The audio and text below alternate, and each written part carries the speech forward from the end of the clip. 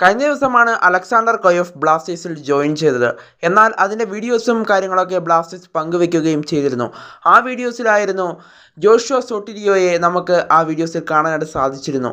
എന്നാൽ ഇപ്പോൾ അതിനുശേഷം ജോഷുവ സോട്ടിരിയോ മടങ്ങിയെത്തി, അതുകൊണ്ട് തന്നെ പുതിയ സ്ട്രൈക്കർ എത്തില്ല എന്നൊക്കെ ബ്ലാസ്റ്റേഴ്സ് ആരാധകർ നിരന്തരമായി പറയുന്നുണ്ട്. എന്നാൽ അതൊക്കെ തെറ്റിദ്ധാരണ മാത്രമാണ്. പുതിയ സ്ട്രൈക്കർ എത്തും, അത് ബ്ലാസ്റ്റേഴ്സ് നമുക്ക് ഉറപ്പ് നൽകിയൊരു കാര്യം കൂടിയാണ്. എന്നാൽ ഇപ്പോൾ ജോഷുവ സോട്ടിരിയോയ്ക്ക് ആ പരിക്ക് മാറി തിരിച്ചെത്തുമ്പോൾ അദ്ദേഹത്തിന് ഒരു ഇമ്പാക്റ്റ് ബ്ലാസ്റ്റേഴ്സിൽ ഉണ്ടാക്കാൻ സാധിക്കുമോ?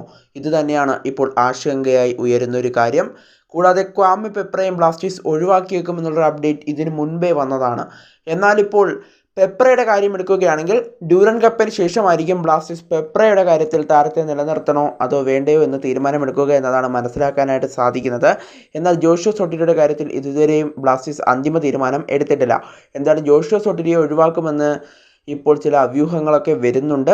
എന്തായാലും നമുക്ക് കാത്തിരിക്കാം. എന്നാലും പരിക്ക് മാറിയെത്തുന്നൊരു താരത്തെ ചിലപ്പോൾ ബ്ലാസ്റ്റേഴ്സ് ഇനി അദ്ദേഹത്തെ ഹൈദരാബാദിലേക്ക് വിട്ടേക്കുമെന്നുള്ളൊരു അപ്ഡേറ്റ് വരുന്നുണ്ട്. കാരണം ഹൈദരാബാദ് FC ഇപ്പോൾ അവരുടെ വിദേശ താരങ്ങളെല്ലാം കഴിഞ്ഞ സീസണിൽ ക്ലബ്ബ് വിട്ട് പോയിരുന്നു. ജാവോ വിക്ടർ മാത്രമാണ് തുടർന്നത്. അതുകൊണ്ട് തന്നെ മറ്റ് ടീമുകളിൽ നിന്നും ലോണിൽ അവർ വിദേശ താരങ്ങളെ ആവശ്യപ്പെടുന്നുണ്ട് എന്നാണ് മനസ്സിലാക്കാനായിട്ട് സാധിക്കുന്നത്. എന്തായാലും ജോഷുവ സോട്ടിരിയെ ഒരുപക്ഷെ ബ്ലാസ്റ്റേഴ്സ് ഹൈദരാബാദിലേക്ക് കൊടുക്കുമെന്നുള്ള അപ്ഡേറ്റ് വരുന്നുണ്ട്. സ്ഥിരീകരിച്ചിട്ടില്ല. ഉടൻ തന്നെ ഇതിൻ്റെ അപ്ഡേറ്റ് അറിയാൻ സാധിക്കുമെന്നാണ് പ്രതീക്ഷിക്കപ്പെടുന്നത്. എന്നാൽ പെപ്രയുടെ കാര്യത്തിൽ എനിക്ക് തോന്നുന്നത് പെപ്ര ക്ലബ്ബ് വിടാനുള്ള സാധ്യതകൾ കാണുന്നില്ല. കാരണം ഡ്യൂറൻ കപ്പിന് ശേഷമായിരിക്കും അദ്ദേഹത്തിൻ്റെ കാര്യത്തിൽ അന്തിമ തീരുമാനം ബ്ലാസ്റ്റേഴ്സ് എടുക്കുക എന്നത് നമ്മൾ അറിഞ്ഞ കാര്യമാണ്.